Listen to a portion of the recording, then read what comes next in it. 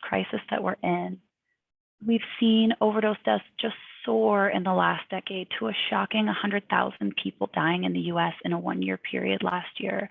And we also see these health disparities intensified at the intersection of other stigmatized and marginalized identities. So leading, for example, to huge disparities in overdose deaths and addiction treatment access for people of color. So for example, Black people are twice as likely to die of overdose, and Native folks 5 times as likely to die as whites. And just given these massive health disparities experienced by people with addiction as a direct result of stigma, it's really vital, and we at the county, I think it's vital that we address stigma as part of these health equity trainings. Thank you. Thank you, Mandy. All right. Next, we have PJ. You are unmuted, PJ.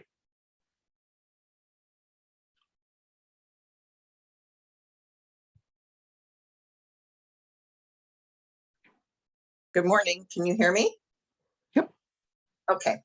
There's so many things I would like to say or ask, but I'll just keep it on the COVID issue. And I'm really confused. I've done a lot of research, and I'm just wondering, the vaccines. Well, first, let me read what CDC says about health equity: is the state in which everyone has a fair and just opportunity to attain their highest level of health. And when you go to CDC's website on health disparities, it talks about health disparities are preventable differences in the burden of disease, injury, violence, or in opportunities to achieve optimal health. And I'm also certified in nutrition counseling, and I've been taught and I promote optimal health. With this whole COVID situation, herd immunity is known as in 1918, the H1N1 Spanish flu. Within 2 years, it was basically eradicated until scientists brought it to fruition back in the 2000s. The vaccines, which the definition was changed by Webster, who I'm sure had coaxing from a different source, changed what the definition of vaccine is. So the vaccine does not prevent or stop transmission, and it's not efficient towards Omicron, Delta. So I'm really confused on why vaccines are being so pushed. And especially now, kids, Washington State wants to put it in that kids are required to have the COVID vaccine in order to enter in school.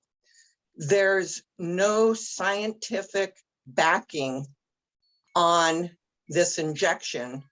And with the variants becoming less and less and less, of course, a cold can kill a person who has underlying ailments. But when you look at the stats for Oregon and Washington on how many people die in the flu season or with sickness ailments, the differences are not that much, because so many things have been put onto as being COVID deaths. But in the efficacy of the vaccine, that is with the relative risk, which it should be the absolute risk, which the absolute risk is right around 1% of efficacy.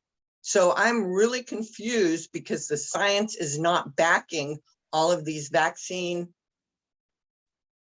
quote, vaccine, unquote, requirements when all the science shows it doesn't make sense.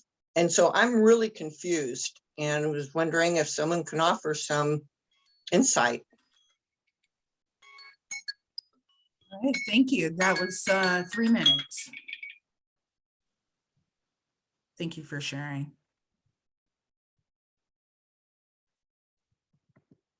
All right, we'll go to the next one, Dan, but if we can refocus the conversation. So again, if you're able to see the PowerPoint, we're looking for stories around, first off, what does equity mean to you?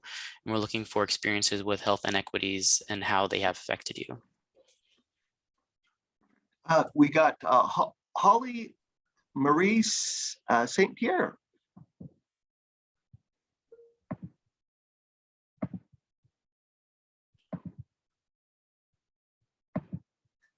And you should be good to go, Holly.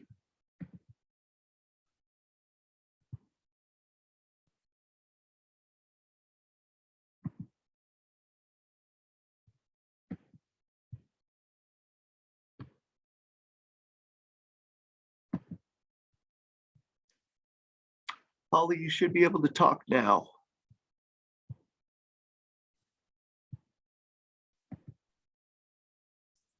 Hi, can you hear me now? Yeah. Okay. Thank you. I just wanted to share today from a personal experience that I had when I took my daughter to the doctor. She was experiencing some chronic health issues, and some of the medications that were discussed, I felt that it was important that I explain about my lineage and my ancestry. I am an enrolled member of the Yankton Dakota. And when I said that, the doctor, and this was at Peace Health in Longview, looked at me with this funny look on his face, and he said, well, I've never met a Native American before in my life, so I'm going to have to write in my diary tonight that happened to me, which I thought was an interesting response. And then he told me that many of our native or our mental health issues were due to our intermarriage with our relatives. And I couldn't believe that he said that, and I was in complete shock. And I happen to know my own ancestry very well. I have researched it for years. And I know that we did not intermarry. And if you know anything about Native people, that was something that was avoided. So I believe it is my opinion as a Native person and the experiences that I've had that health equity cannot be effectively addressed until racism is understood for what it is. I believe that white supremacy is not understood. And I believe that for healthcare providers, that there needs to be some kind of accountability measure in place to ensure, whether they have to have supervisors or mentors or whatever seems to make sense. But I was completely shocked. And this happened 2 years ago. This isn't like I went to the doctor in the 1970s and this happened to me. So the training, I believe, is inadequate. We name it cultural sensitivity, but it still remains largely insensitive and misunderstood what racism is. It is not just overt acts. It is a series of microaggressions as well. Thank you for sharing. Your time is up. Thank you.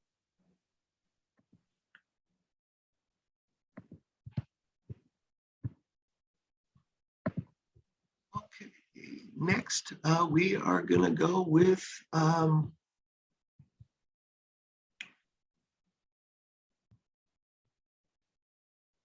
Bob. It looks like you put your hand down, or Bill.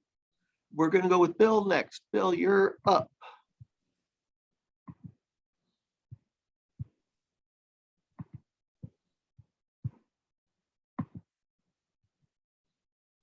Unmute. Can you hear me now? Yep. Okay, got it. Appreciate you giving me a little chance here to say it.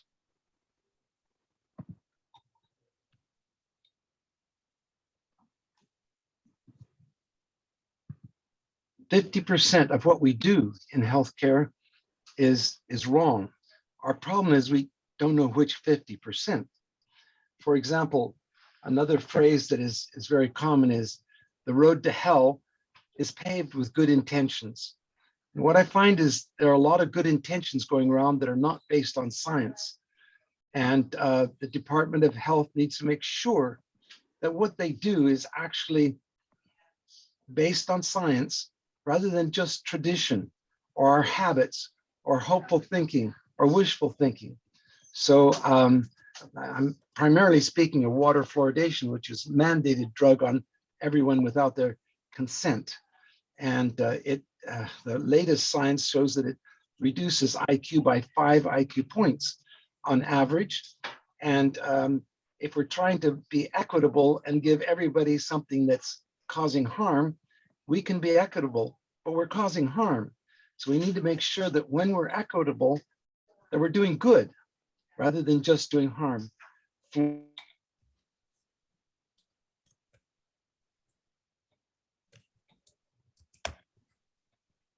Topically, in other words, like toothpaste, but just don't swallow it, okay? And because we're on the history, we fail to look at the science and evaluate current good science. Thank you very much.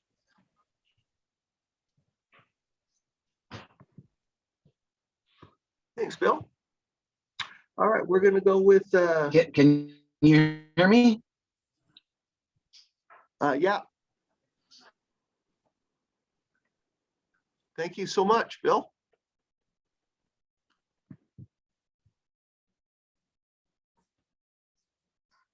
All right, next we have, I apologize if I screw up any names.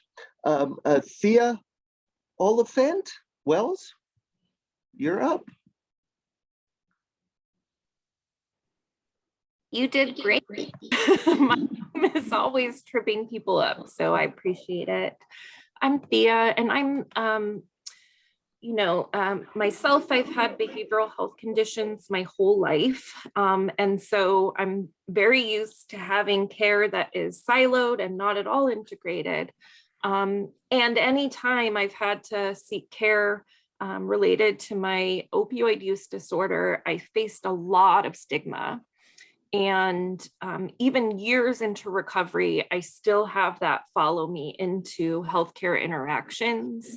I've had medical professionals intentionally cause me more pain during procedures and tell me that maybe I could think about that the next time I decided to use drugs.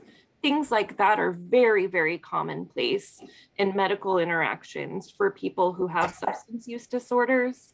And I would really like for there to be a focus on stigma reduction among healthcare professionals, because so much of our interactions are stigmatized, and that leads to so many more healthcare emergencies that really are preventable for us.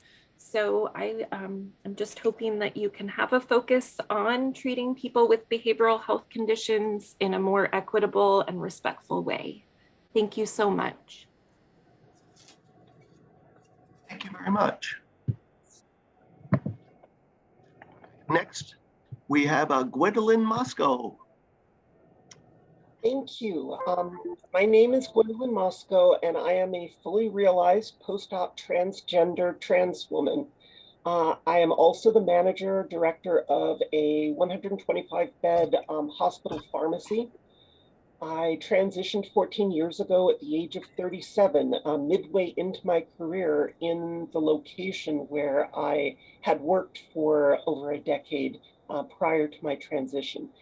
It was very public, and before things happened to make this more accepted publicly. I absolutely did experience prejudice both at work and medically. That said, I approached my transition humbly and with compassion for those who did not agree with my decision. I did my best to engage with such people very respectfully, in part driven from my own often conservative values. Any education to broaden horizons about equity issues must be done in a way that respects those who are uncomfortable or who disagree at first. If we are seen as shoving an agenda down people's throats that conflicts with their deeply held beliefs, it will be rejected without thought or reflection by those whom we most want to impact. I urge the team to ensure we approach equity topics in a way that will not cause reflexive rejection in those who need it most. As you determine curriculums, please engage people from all sides of the political and religious spectrum.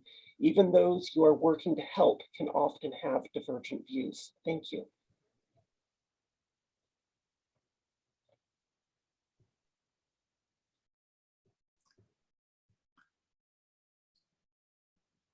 Thank you for sharing. Thank you so much. Next, we have Elizabeth Infante. Is that correct?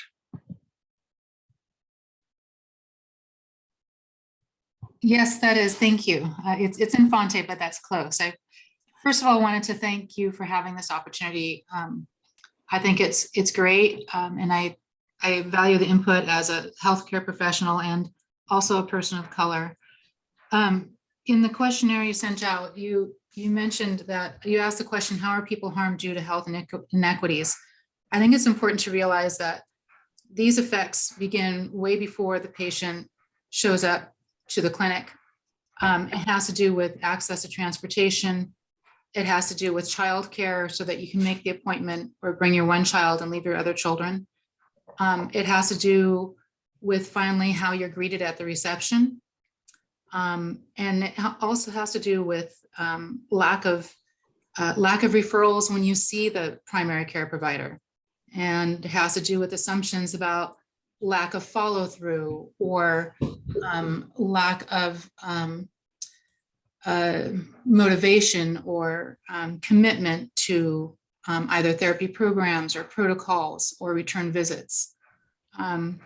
As a person of color and a mother of 6 children, single mom for 12 of those years, I went through Gonzaga School of Law with myself and my children on Medicaid. And I had the chance to see in those waiting rooms with knowing that I was going into healthcare law, see the difference in how patients with Medicaid were being treated in the clinic, as opposed to those with other insurances, other forms of insurance.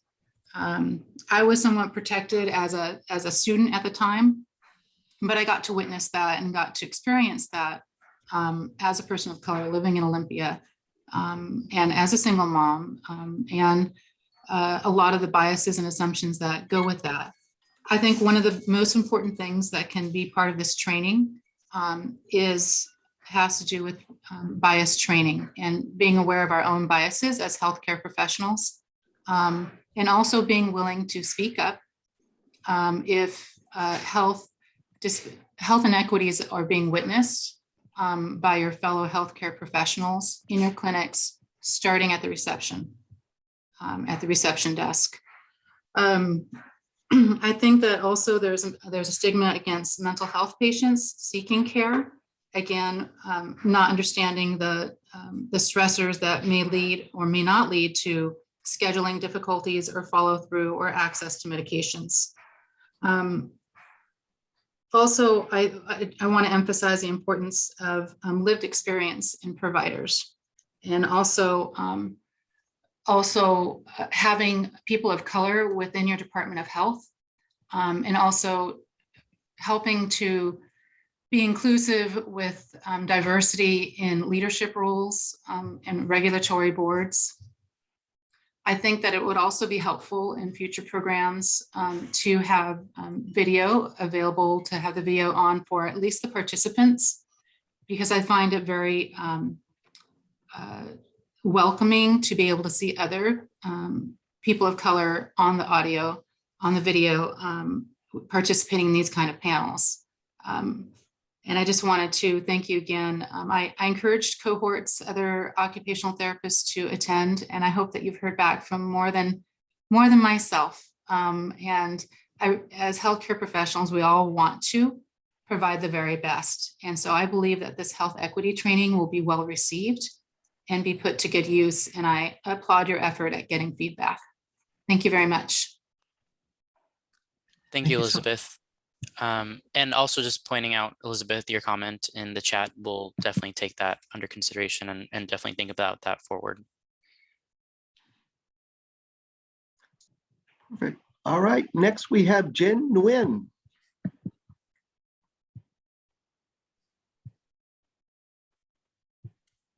Hi, everyone. Thanks for having this session and seeking feedback from the community. I think that's really great.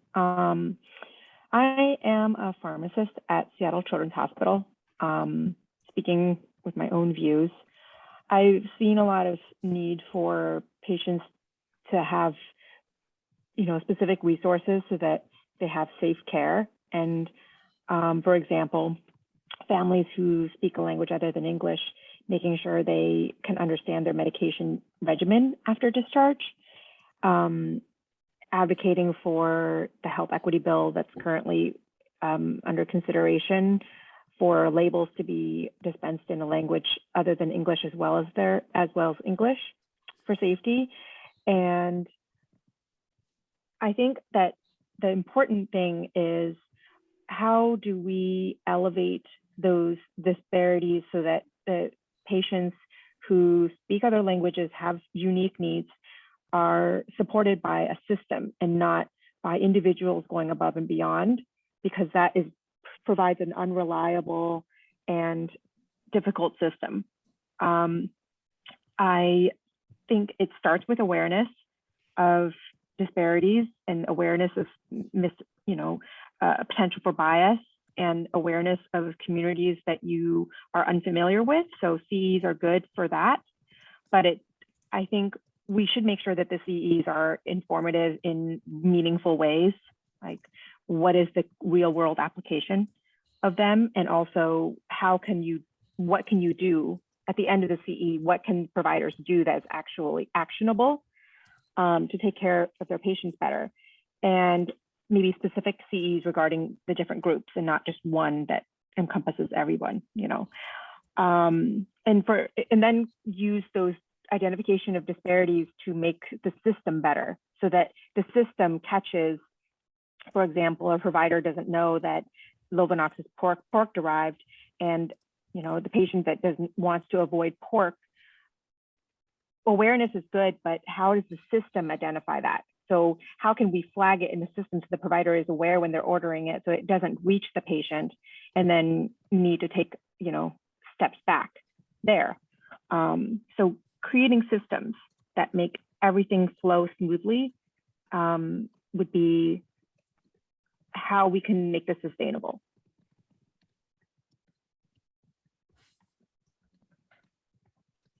Thanks. Thank you for sharing.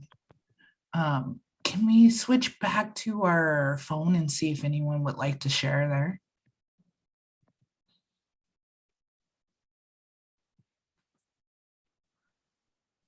I show we don't have anybody on the phone, and we don't have any hands raised. Oh, we got one. Mindy Ninjares, is that correct?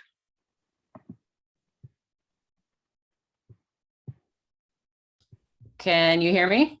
Yeah. Okay, perfect. Yeah, it's Mendy Minjares. Yeah, thank you. So I'm a licensed psychologist and I work at Seattle Children's Autism Center. But I'm speaking in my kind of more personal capacity. But the thing I wanted to highlight, I was sort of piggybacking on the previous comment that was made, which is related to all of the workarounds and sort of back work and leg work that occurs when a family needs an interpreter for a language other than English. And, you know, even at Seattle Children's, we have a lot of difficulties with just how well the system works and whatnot, but we have a lot of resources available to us. And something I see in the community, because I'm constantly working with the families that I serve to refer them out to community-based services, is not only do a lot of the community-based providers not have the same kind of access to interpreter resources that we have, but it's very expensive to them. And also they don't, you know, I think a lot of people seem to really not have the awareness or the training or the understanding of the ways in which providing an interpreter is their obligation. And so we have had many situations where we've had families be told that they can't be served because they don't speak English, or that a child will be served because they speak English, but the parents will not receive parent education because they don't speak English. And, you know, in those situations, we always really try to push back and advocate, and particularly if it's a family who, you know, has a Medicaid insurance plan, we remind them that as a contracted Medicaid provider, they're obligated to do that, but they should be obligated anyway because it's an equity issue. But they're just, besides the lack of resources, I think there is a real lack of understanding about why that is an obligation. And it kind of comes back to some of the previous comments that were made about people just lacking an understanding of what healthcare disparities are or what racism is. And so I think besides mandates, there needs to be education about why something like that is a racist act, in fact. So yeah, thank you.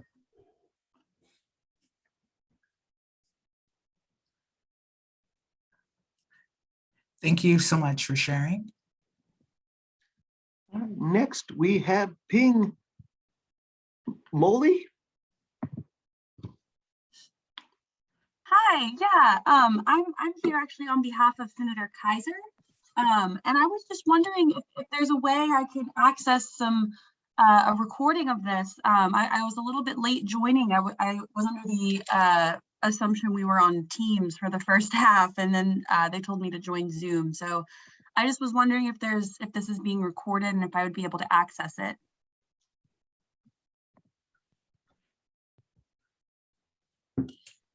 Yes, that is, it is being recorded. We are looking at how we will put those recordings available to the public, but you are able to request a recording.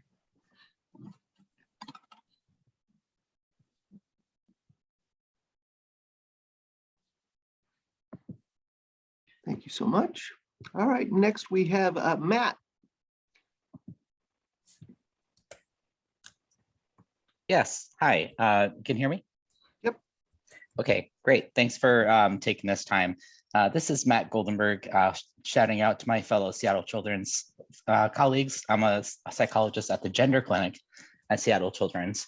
I wanted to bring up a couple of points that I think are about DOH specifically. And one is that we have a backlog of applicants who are waiting for licensure, credentialing through DOH, and it is negatively affecting patient access in incredible ways.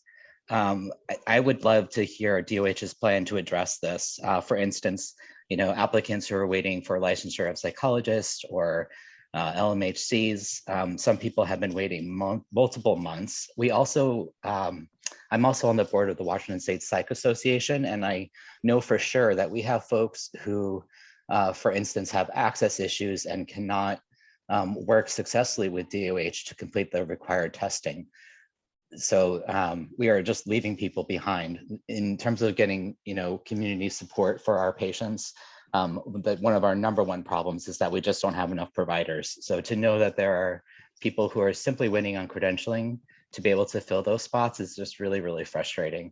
So I would like to advocate for DOH to help with that.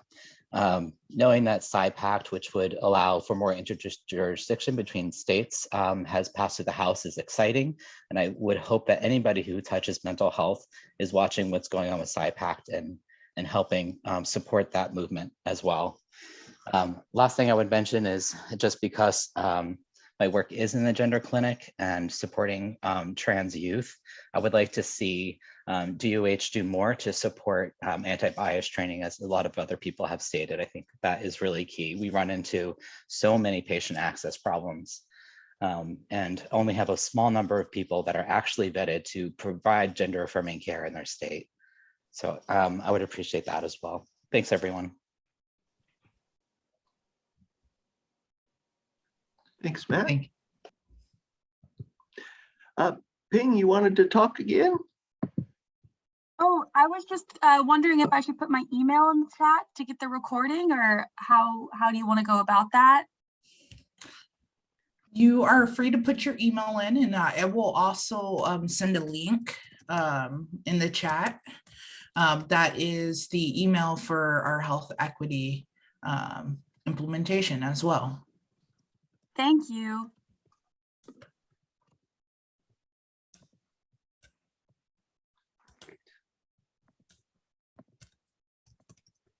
Next, we have Bree Woodworth.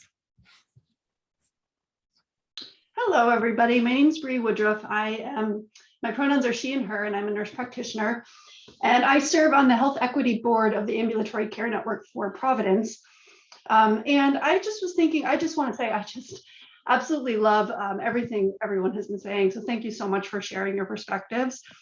I was wanting to think about switching gears and thinking about access to care in resource poor regions of Washington State, and how we can think about leveraging telehealth to create more access points for rural communities to places like resource-rich regions. So for instance, in the Seattle region, just hearing Matt speak, I was thinking about, how can we create access to patients that may not be able to go directly to a gender clinic at Seattle Children's, but can we utilize telemedicine in a greater capacity across our state to create access points, because we do know that access is a issue of health equity and a barrier to care for many people.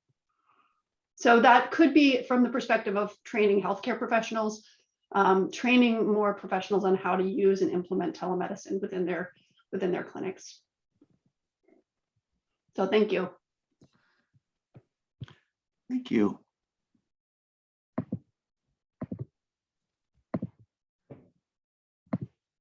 We have anybody else that would like to share? Please raise your hand if you would like to.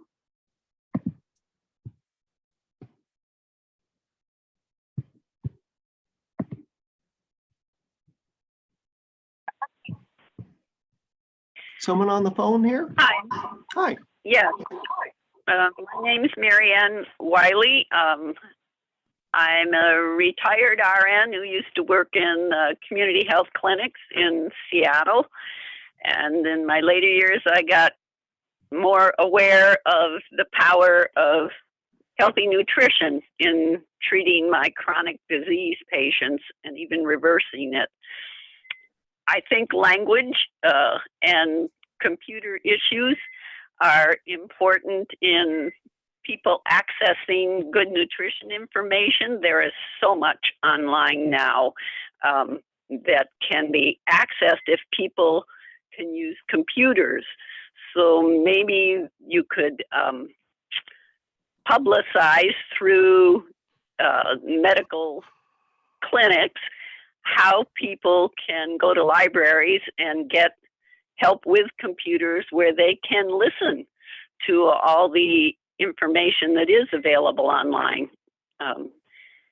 The Physicians Committee for Responsible Medicine has just initiated a 4-language nutrition course online called One Healthy World. I am a follower of increasing the use of plants in our diets for climate change and for helping chronic disease. But I think computers use is very important to getting the word out to the general population. I'm done. Awesome. Thank you so much for sharing. Thank you. And we have Pamela Dawes. Good morning. My name is Pam, and I am a dietitian at an FQHC in Eastern Washington.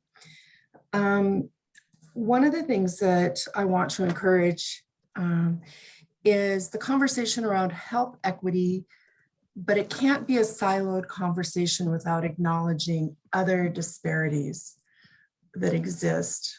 I think we're fairly good at tackling a single project, but weaving into that conversation, especially as we move forward with training other providers and things, acknowledging and teaching or providing information on other disparities and how those affect health outcomes.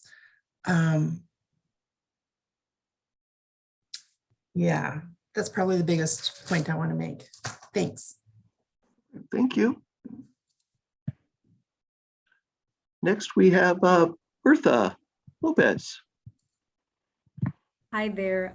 So I have a couple of suggestions. I have experience, my mom is a monolingual, has been a monolingual patient that has received care at clinics. And I've experienced, speaking both English and Spanish, have experienced the interactions between a provider and an interpreter. So recently I went with my mom for a clinical appointment and decided to just observe the interaction.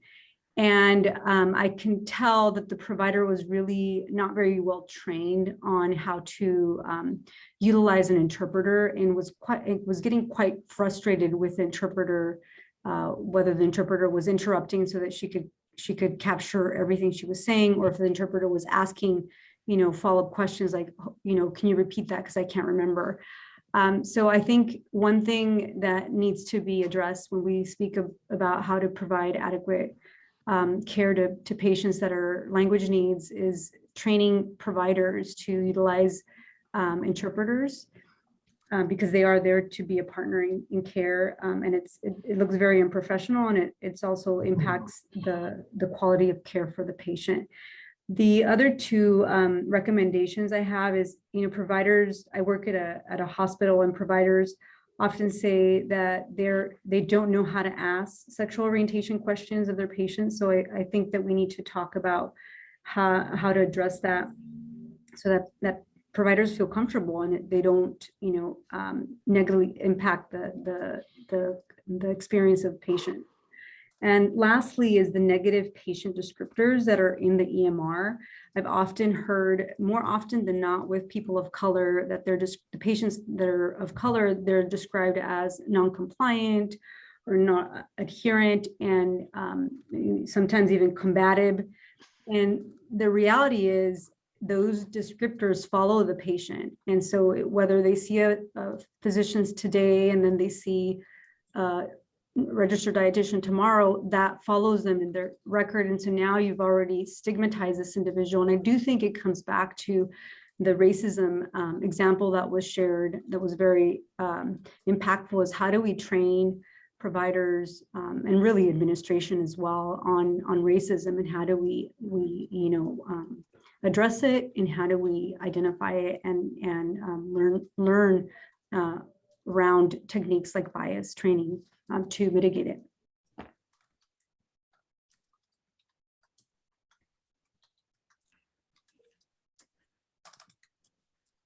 Thank you so much for sharing.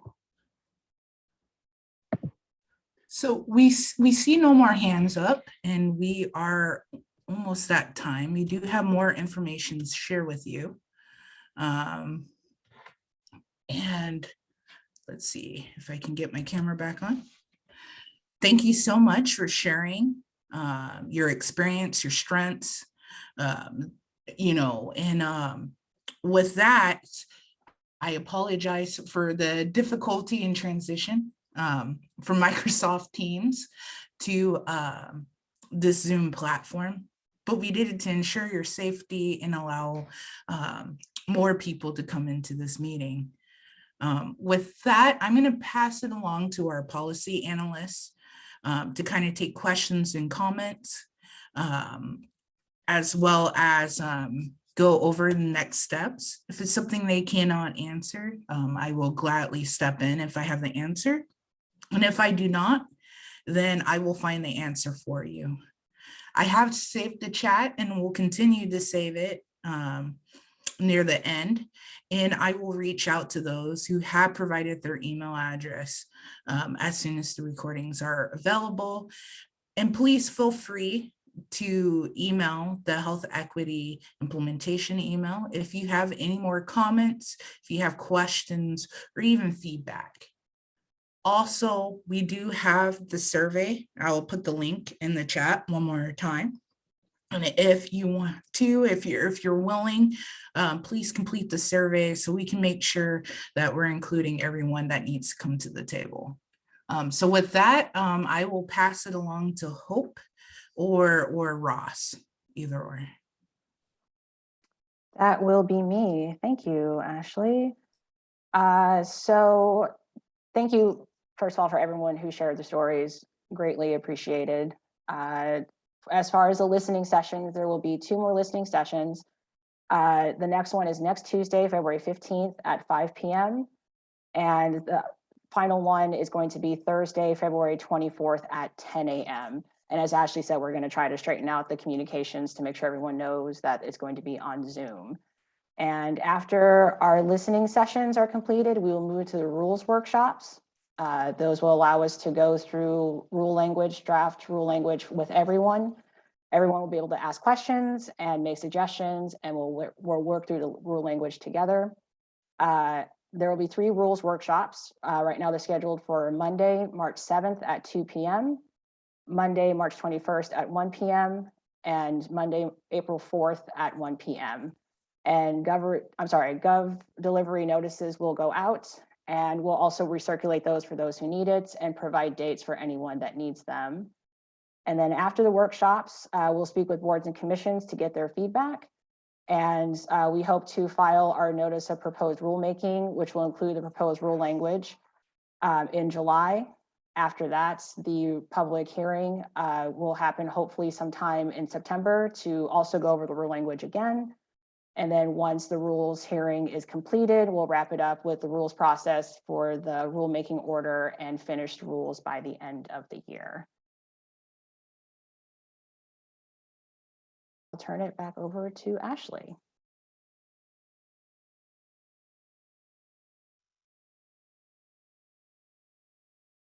Sorry about that. My mouse got a little lost there. So we talked about the next steps. Please, again, send me an email. I will reach out to those who have also provided their email in the chat. The PowerPoint was included with the meeting agenda that went out about 2 days ago. I will provide that again if you send your email or you send me an email at Health Equity. And then with that, thank you so much for participation. Feel free to share the Zoom link with your counterparts. And with that, the meeting is adjourned, but I will stay back if I need to.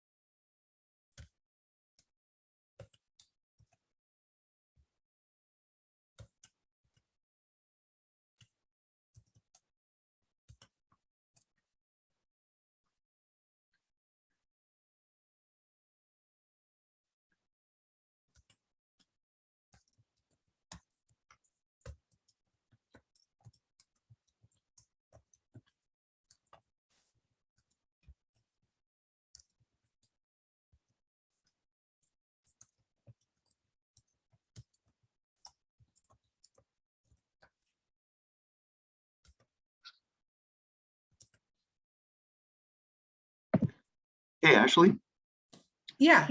I'm gonna end the meeting and then bounce over to the ledge call. But if I do, when I do that, I'm not gonna end it for everybody. I was gonna leave you in charge so you could end it finally for everybody and close it out. Is that cool? That's fine.